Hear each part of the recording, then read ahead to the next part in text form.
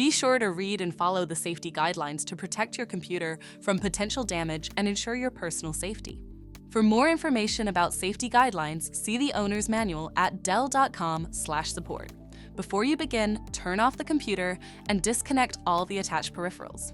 To remove the fan shroud, loosen the 2 screws on the side cover and slide the cover off the system. Unlatch and remove the front bezel.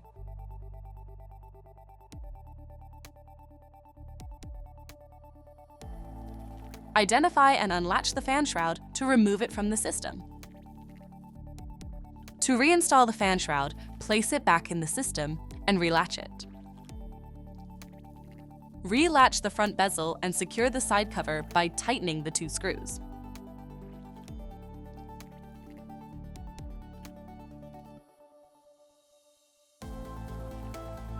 For more information about your DELL system, visit dell.com/support.